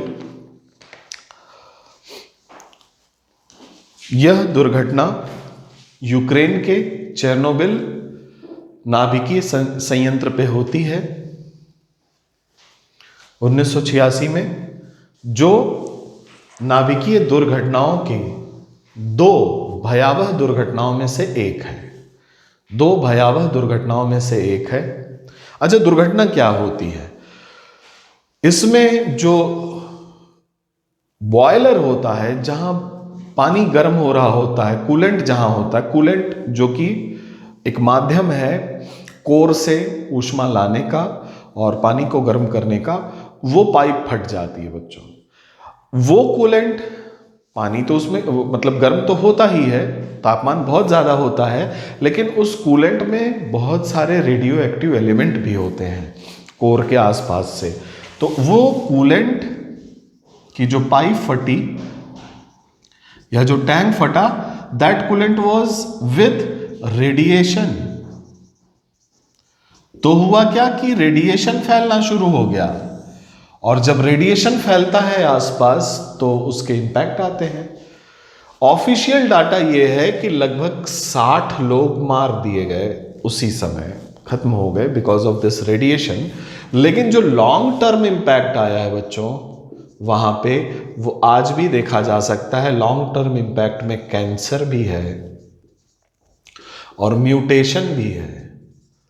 म्यूटेशन वह परिघटना है जो अनुवांशिक द्रव्य में एक सडन चेंज, एक अचानक से परिवर्तन कर दे, जिसके कारण डिफॉर्मिटीज डेवलप हो जाए शरीर में। ठीक है बच्चों, तो म्यूटेशन, कैंसर, डिफॉर्मिटीज, ये लॉन्ग टर्म इम्पैक्ट, साथ ही साथ फसलों का जो वहां पे फसल थी, जो वहां पे फ्लोरा था, पौधे थे, वृक्ष थे, उनमें भी ये डिफॉर्मिटीज देखी गई। और चेरनोबिल की दुर्घटना one of the biggest nuclear disaster out of 2। तो ये चेरनोबिल था। आप क्या इसमें याद रखना है? इसमें याद रखना है लेवल 7। लेवल 7 जब आप याद रखेंगे तो आपको पता होना चाहिए न्यूक्लियर इवेंट इंडेक्स क्या है या स्केल क्या है। आपको पता होना चाहिए चेरनोबिल कहाँ है, कब हुआ था, हुआ क्या था, कूलेंट का जो टैंक था फट गया था और जिससे रेडिएशन निकले थे, और रेडिएशन के आफ्टरमैथ क्या थे, ये आपको जानकारी होनी चाहिए। अगली जो दुर्घटना हुई थी बच्चों, जो लेवल 7 की है, वो अभी बहुत ही रिसेंटली 2011 में Fukushima Daiichi nuclear power plant Japan में हुई थी। The second most, not second, it is one of the most disastrous event। अच्छा, आप कहेंगे कि जो इससे नुकसान थे वो बड़े कम लग रहे हैं, जान माल की हानि कम हुई है, लेकिन याद रखिएगा जो रेडिएशन के कारण चेंज होते हैं वो बहुत दिनों तक परिलक्षित होते हैं, वो पीढ़ियां दर पीढ़ियां वो चलती रहती हैं, इसलिए इसको छोटा नहीं कहा जा सकता। अगली जो दुर्घटना थी बच्चों वो लेवल 7 की ही थी, that is Fukushima Daiichi, Japan में 2011 में होती है। अगेन जो ये दुर्घटनाएं होती हैं, आपको मैंने बताया था जब न्यूक्लियर रिएक्टर में पढ़ा रहा था, तो उसमें मैंने आपको बताया था कि जो दीवारें बनाई जाती हैं बहुत मोटी बनाई जाती हैं, जो भी व्यवस्थाएं होती हैं वो बहुत मजबूत की जाती हैं, लेकिन उसके बावजूद भी कहीं ना कहीं किसी न किसी कारणवश उनमें कुछ टूट फूट होती है, जिसके कारण रेडिएशंस बाहर आने लगते हैं। ऐसा कभी नहीं हुआ है कि पूरा का पूरा वो भट्टी उड़ गई हो या बम के रूप में परिवर्तित हो गई हो, नेवर एवर, ऐसा कभी नहीं हुआ, ईश्वर करे हो भी नहीं। लेकिन इसमें क्या कारण था बच्चों, इसमें एक सुनामी, एक अर्थक्वेक आई थी। अर्थक्वेक, भूकंप के कारण सुनामी आई।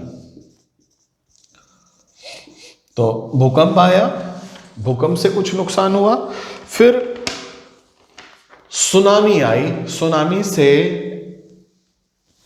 यहां पे पानी भर गया, तोहोकू सुनामी इसको कहते हैं,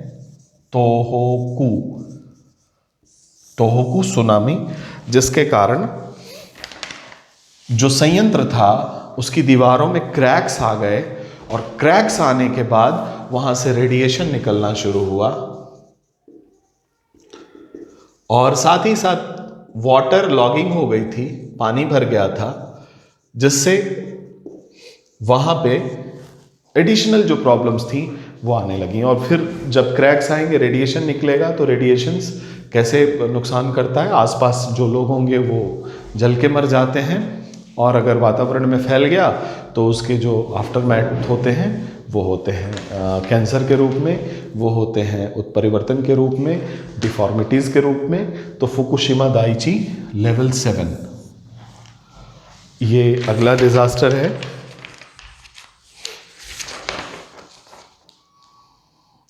इसके बाद लेवल 6 का डिजास्टर रशिया में ही हुआ है, किस थीम, उसको भी नोट कर लीजिए। थर्ड वन, किस थीम इन रशिया 1957।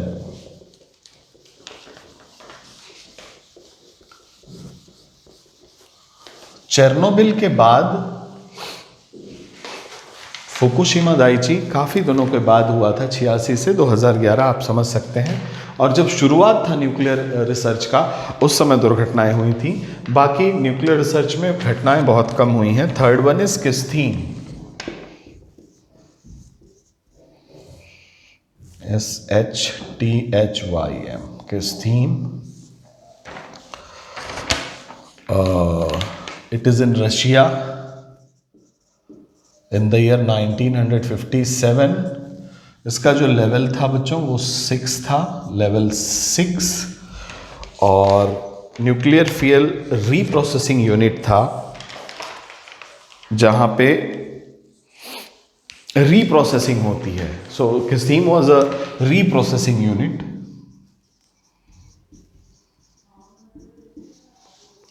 याद रखिएगा, जो नाभिकीय कचरा होता है ऐसे उसको बोरी में भर के आप नहीं फेंक सकते, उसको आप छू भी नहीं सकते, रीप्रोसेसिंग करने के बाद ही उसे डंप किया जाता है।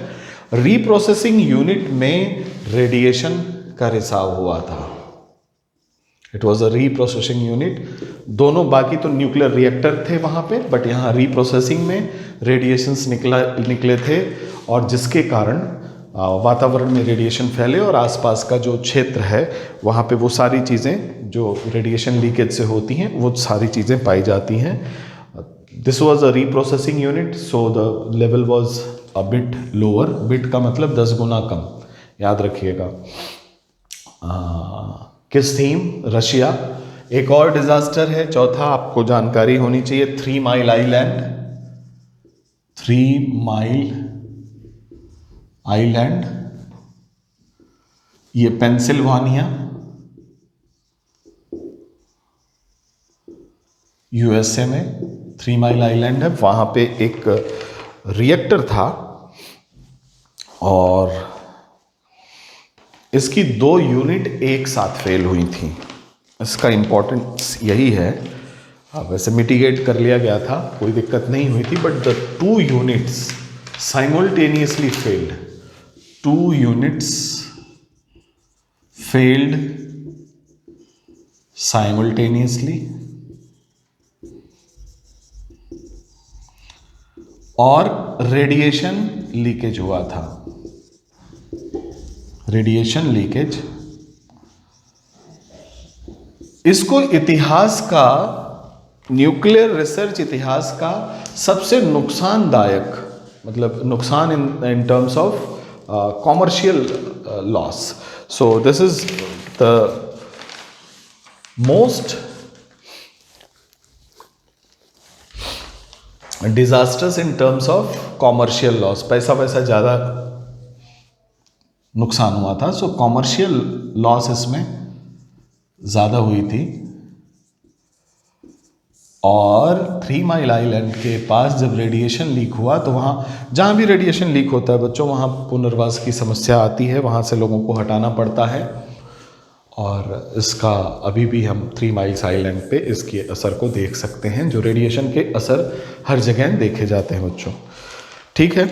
और ये घटना हुई थी 1979 में, 1979, सो वे बैक। लेवल इसका 5 था, level 5। 3 mile island, 2 unit fail हुई थी और साथ ही साथ रेडिएशन लीक हुआ था। फेल होने का मतलब उन्होंने ऊर्जा उत्पादन करना बंद कर दिया था। तो ये हुई बात 3 माइल आइलैंड की। एक और है, उसको ध्यान रखिएगा, विंड स्केल फायर। यूरोप वाले होते बड़े डरपोक हैं। विंड स्केल फायर 1957 में यूके में हुआ। विंड स्केल एक जगह का नाम है यूनाइटेड किंगडम में, जहां रेडिएशन लीक होना शुरू हुआ और आग लग गई थी वहां पे, और रेडिएशन लीक होना शुरू हुआ था। डर से बिल्कुल परेशान हो गए थे लोग। तो next one, 5th one is wind scale fire. इसी नाम से ये विंड स्केल जगह का नाम है, वहां न्यूक्लियर रिएक्टर था। This is in UK, United kingdom, और ये 1957 में दुर्घटना हुई है, 1957 में। और विंड स्केल फायर से जो रेडिएशन निकले, उससे जो तात्कालिक जो परिणाम थे वो हर जगह जैसे थे उसी के हिसाब से हैं। थोड़ा लेवल 5 है इसका, लेवल 5 ध्यान दीजिएगा। तो जो रेडिएशन से जो इम्पैक्ट आते वो आए। इसका जो सबसे बड़ा इम्पैक्ट आया वो ये था कि यूरोपियन को के मन में ये डर बैठ गया कि न्यूक्लियर एनर्जी जो है नुकसानदायक है। तो जो प्लेज मैंने आपसे नाम लिया कि न्यूक्लियर एनर्जी को ख़त्म करके, फेज वाइज मैनर में हम ख़त्म करके रीन्यूएबल एनर्जी रिसोर्स की तरफ जाएंगे, तो उसके पीछे जो डर था वो यहीं से शुरू हुआ था कि ये खतरनाक है, कभी भी धोखा दे सकता है, तो हमारे पास ऐसे एनर्जी रिसोर्सेज होने चाहिए जिससे हमें दिक्कत ना हो। तो ये कुछ न्यूक्लियर डिजास्टर थे विश्व के जो आपको जानने चाहिए। ठीक है बच्चों, उसके बाद हम लोग देखते हैं जरा भारत की जो न्यूक्लियर डॉक्ट्रीन है, जिससे भारत का कद बढ़ता गया। और आज हम एनपीटी सिग्नेचर नहीं किए हैं, फिर भी हमारे पास तकनीकी बाहर से भी मिल रही है और हम लोग बना भी रहे हैं। हम लोग अपना मिलिट्री ग्रेड यूरेनियम भी बना रहे हैं और मामला चल रहा है। तो वो न्यूक्लियर डॉक्ट्रीन है क्या, वो आपको जानना चाहिए। तो India's nuclear doctrine, nuclear doctrine of India, कहानी आपको मैंने बताई है, कहानी पिछली वीडियोस में है। 2003 में न्यूक्लियर डॉक्ट्रीन आया। न्यूक्लियर डॉक्ट्रीन बनाने में APJ अब्दुल कलाम, R चिदंबरम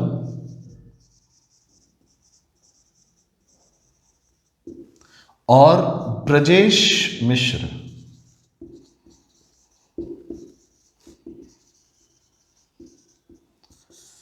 ये जो जेम है इनका साथ मिला। और उस समय प्रधानमंत्री थे माननीय अटल बिहारी वाजपेयी। और ये 2003 में न्यूक्लियर डॉक्ट्रीन बना। और न्यूक्लियर डॉक्ट्रीन में कुछ हम लोगों ने सेल्फ कंट्रोल के लिए सिद्धांत दिए कि हम इसे जरूर मानेंगे। उसमें था नो फर्स्ट यूज, यानी कि हम न्यूक्लियर वॉर हेड जो बनाए हैं उसका हम प्रथम प्रयोग नहीं करेंगे, हम किसी को पहले नहीं मारेंगे। No first use.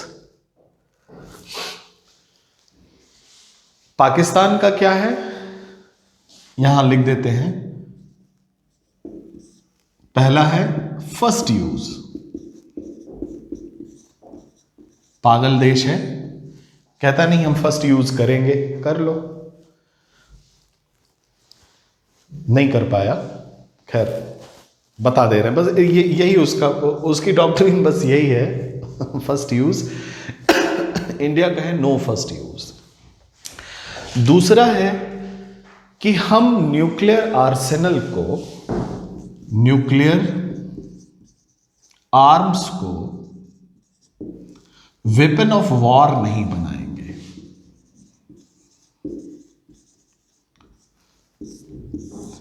Weapon of war नहीं बनाएंगे कि भाई हमारे पास न्यूक्लियर आर्म्स भी हैं, हम इसी से मारेंगे, नो। तीसरी बात हमारी न्यूक्लियर डॉक्ट्रिन कहती है कि हम कभी भी नॉन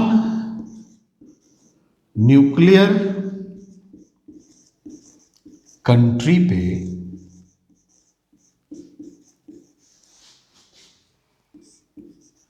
न्यूक्लियर अटैक नहीं करेंगे।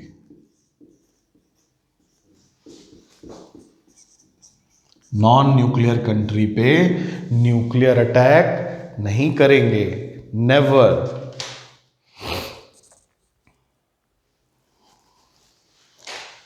चौथी बात है बच्चों, वो है मिनिमम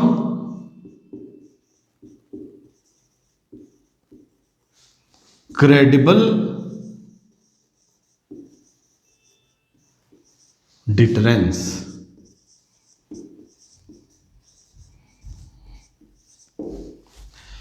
चौथी बात है मिनिमम क्रेडिबल डिटरेंस। हम इतना कम से कम वॉरहेड जरूर बनाएंगे कि सामने वाले के न्यूक्लियर अटैक का जवाब दे सके और उसका डर, न्यूक्लियर आर्म का डर उसके अंदर हो। मिनिमम क्रेडिबल डिटरेंस, इतना कि सामने वाले को हमारे न्यूक्लियर कंट्री होने का डर भी हो, कोई हमें ऐसे आके थ्रेट ना कर दे, कोई हमारी सॉवरेनिटी को हमसे छीन न ले। Minimum credible deterrence. और पांचवा और सबसे इंपॉर्टेंट है बच्चों, जो अक्सर हम नहीं पढ़ते, वो ये है, वो पाकिस्तान के लिए ही था, specially for Pakistan, massive and unacceptable retaliation. Massive and unacceptable, शब्द कितने सुंदर हैं। रिटेलिएशन,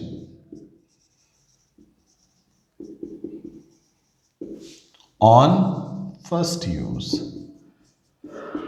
किसी ने अगर भूलवश हम पे ये उपयोग या दुरुपयोग कर दिया न्यूक्लियर वॉरहेड का, तो इतना खतरनाक, इतना भयानक जवाब देंगे उसे, रिटेलिएट करेंगे कि उसकी आने वाली कई पीढ़ियां याद रखेंगी।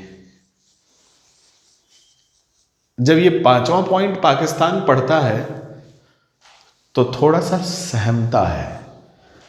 अक्सर बोलता रहता था कि हम ये कर देंगे, हम वो कर देंगे, लेकिन उसको भी पता है कि अगर भूल से भी उसने ऐसा कुछ किया तो पांचवा वाला सिद्धांत हमारा है मैसिव रिटेलिएशन का, कि बर्बाद करके रख देंगे। तो these all are the points related with nuclear doctrine of India. आप लिखना चाहें तो इन्हें लिख सकते हैं कि हिंदी में 2003 में हमारा न्यूक्लियर डॉक्ट्रिन आया, जो कि निम्नलिखित सिद्धांतों की बात करता है। नो फर्स्ट यूज, हम प्रथम प्रयोग न्यूक्लियर वॉरहेड का नहीं करेंगे। नो फर्स्ट यूज, हम प्रथम प्रयोग न्यूक्लियर वॉरहेड का नहीं करेंगे। दूसरा, nuclear arm as weapon of war, हम नाभिकीय हथियारों को युद्ध के हथियार के रूप में, नाभिकीय हथियारों को युद्ध के हथियार के रूप में प्रदर्शित अथवा उपयोग नहीं करेंगे। तात्पर्य यह है कि हम बाकी विधियों से लड़ लेंगे, हम न्यूक्लियर आर्म्स को यूज नहीं करेंगे। तो न्यूक्लियर आर्म को युद्ध के हथियार के रूप में उपयोग नहीं करेंगे। अगली बात लिखिए कि हम दैट मीन्स भारत, कभी भी नॉन न्यूक्लियर कंट्री यानी कि परमाणु असंपन्न देश पर नाभिकीय हथियारों से हमला नहीं करेगा। परमाणु असंपन्न देश पर नाभिकीय हथियारों से हमला नहीं करेगा।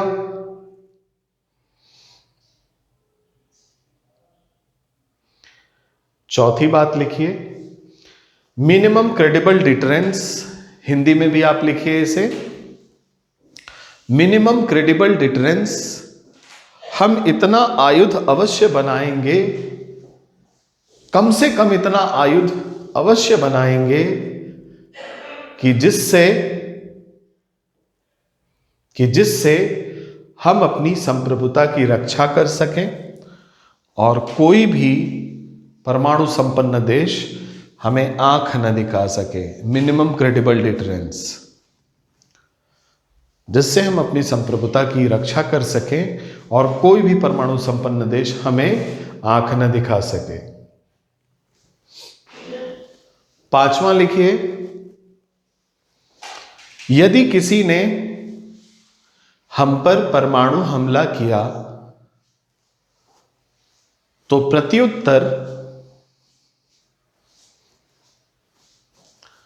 प्रत्युत्तर बड़े पैमाने पर और अत्यंत विनाशकारी होगा।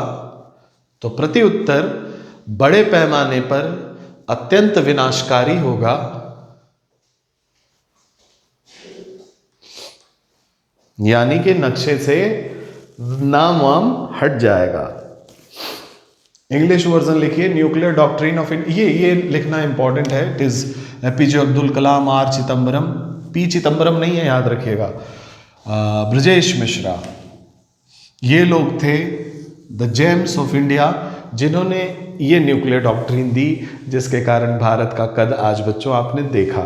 और इसका जो ये मिनिमम क्रेडिबल डिटरेंस है, मैंने क्लास में बताया है कि एक एम्बिग्यूटी क्रिएट करता है, मिनिमम मतलब कम से कम, और वास्तविकता ये है कि ये आपको फ्रीडम देता है, ओपन एंडेड फ्रीडम, कि आप बनाइए हथियार। अगर आपको आपका थ्रेट परसेप्शन ऐसा है कि आपसे कोई बहुत बड़ी कंट्री युद्ध करना चाहती है, तो उसके अगेंस्ट में आपको जितना चाहिए आप उतना बनाइए। English version, nuclear doctrine of India was a one-page document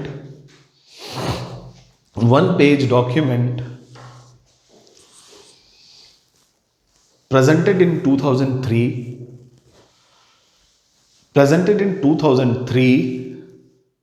in response to the various sanctions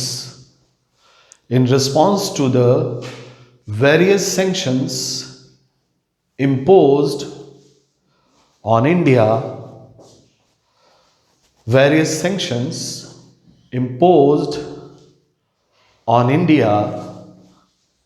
after Pokhran II. According to the nuclear doctrine, the first point states that no first use, underline it, no first use. That implies India will not use nuclear weapon first. India will not use nuclear weapon first in the war. Second, India will not use the nuclear arms as tool of war. India will not use nuclear weapon as tool of war. जो भी लिखना चाहें वो लिख लीजिए। That means कि India will not show that I have nuclear weapon, I will use it against you, I will threat you that I will use nuclear weapon. So such kind of intention will not be there in India up to till, but there is some arguments or you can say debate going on about no first use. तो वो बात की चीज़ें हैं, हम उसको IR में देखते हैं। और अभी कुछ दिन पहले राजनाथ सिंह जी हमारे होम मिनिस्टर ने कहा कि वी मस्ट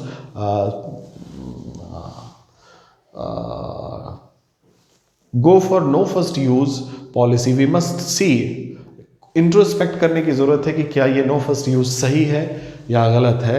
तो ये चर्चा का विषय बना था अभी कुछ दिन पहले, बट यस फिलहाल जो है नो फर्स्ट यूज़। फिर nuclear weapon as a tool of war हम यूज़ नहीं करेंगे। Next one, India will never attack with nuclear weapon on non nuclear country. India will never attack with nuclear weapon on non-nuclear country. Fourth, India will strive for minimum credible deterrence. India will strive for minimum credible deterrence. That implies that India will have minimum nuclear arsenal to retaliate. India will have minimum nuclear arsenal to retaliate to the against the threat on its sovereignty. So this is the meaning of minimum credible deterrence. I talked about the implicit meaning of minimum credible deterrence. Both is with you. You can go for the debate also. And the fifth one, massive and unacceptable retaliation. Massive and unacceptable retaliation on first strike. First strike, not use. किसी ने अगर मार दिया तो हम क्या करेंगे? सो हम करेंगे massive unacceptable retaliation on first strike. So this is all about your nuclear doctrine. और यहाँ पे हमारा जो न्यूक्लियर डिप्लोमेसी है जिससे संबंधित आपको मैंने ऑर्गेनाइजेशंस बताए. भारत और विश्व में हो रही जो जियोपॉलिटिक्स हैं जो न्यूक्लियर रिसर्च पे से जुड़ी थी, मैंने आपके सामने उसे रखा. मैंने आपको न्यूक्लियर एनर्जी के एडवांटेज, डिसएडवांटेज, डिजास्टर और उससे उत्पन्न जो भी समस्याएं थी उसके बारे में आपको अवगत कराया. साथ ही साथ हमारा जो क्लीन इमेज है भारत का विश्व में, we are not aggressive country. Aggression country, कभी किसी पे एग्रेशन नहीं किया. तो हमारा ये साफ सुथरा इमेज ही हमें आज नॉन एनपीटी सिग्नेचरी होते हुए भी न्यूक्लियर रिसर्च अपने मन से करने की इजाज़त देता है बच्चों. तो इस तरह से हमने आज न्यूक्लियर रिसर्च यहाँ ख़त्म किया है. इससे जुड़ा जो करंट अफेयर का क्वेश्चन है वो आपको मैंने चाइना के आर्टिफिशियल सन के बारे में बताया, उसको ध्यान में रखिएगा. और ज़रा आप न्यूज़पेपर में बहुत ही ध्यान से इन चीज़ों को देखा करिएगा आने वाले समय में, क्योंकि ये बड़ा डायनामिक टॉपिक होता है एनर्जी का पूरा सेक्टर. अभी एनर्जी का जो अभी हम लोगों ने conventional, non conventional, renewable energy resources उससे संबंधित, और साथ ही साथ अभी जो टॉपिक हमने कवर किया इसका करंट सेक्शन में कौन कौन से न्यूज़ हैं जो आपके लिए इम्पॉर्टेंट है, उसको लेके एक वीडियो मैं लेके आऊँगा. अभी आपको न्यूक्लियर मेडिसिन के बारे में बताना मैं वो छूट रहा है. अगली क्लास में हम लोग न्यूक्लियर मेडिसिन को भी कंप्लीट करेंगे, क्योंकि वहाँ से प्रश्न बन के आए हुए हैं, स्टेट पीसीएस में अक्सर पूछते हैं. तो हमारे पास एक लिस्ट होनी चाहिए, न्यूक्लियर मेडिसिन है क्या, उसकी परिभाषा और उससे संबंधित जो भी तथ्य हैं, और किस किस रोग में डिटेक्शन के रूप में या किस रोग में क्योर के रूप में न्यूक्लियर मेडिसिन यूज़ हो रही है. इन चीज़ों पे अगली वीडियोस रहेंगी हमारी. उम्मीद करता हूँ चीज़ें आपको क्लियर कट समझ में आई होंगी. और एक सवाल जो आपसे पूछा जा सकता है कि एनएसजी में भारत की स्थिति, और एनएसजी के बारे में मैंने बताया, एनएसजी में भारत की स्थिति जिस पे चाइना फैक्टर आप ध्यान में रखिएगा. और चाइना फैक्टर को जब आप इंटरनेशनल रिलेशंस पढ़ रहे होंगे और international geopolitical relations Indian ocean के रिस्पेक्ट में जिसका जिक्र मैंने ज्योग्राफी की क्लास में भी किया था, उस समय बहुत सारी ऐसी बातें आपसे शेयर की जाएंगी जिसको आपको रिलेट करके अगर कुछ भी आता है इससे संबंधित तो उस पर आप उत्तर लिख सकते हैं. तो कहने का तात्पर्य यह है बच्चे कि यूपीएससी में जो आपसे प्रश्न पूछे जाते हैं वो उसको किसी वाटर टाइट कंपार्टमेंट में हम बांध के नहीं रख सकते कि ये साइंस का है, ये आईआर का है, ये एनवायरनमेंट का है. कभी कभी उनका ब्लेंड हमसे पूछा जाता है. इसलिए ये ज़रूरी होता है कि आपके पास एक कैलिडोस्कोपिक विज़न हो, इन चीज़ों को एक साथ रखने की क्षमता आपकी डेवलप हो, एक एनालिसिस आप डेवलप कर सकें, इसका प्रयास रहता है बच्चों. तो फैक्ट के साथ एनालिसिस और उसके जो और डायमेंशंस हैं वो आपके दिमाग में होने चाहिए, इसका ध्यान रखिएगा. मिलते हैं अगले वीडियो में. Thank you for today.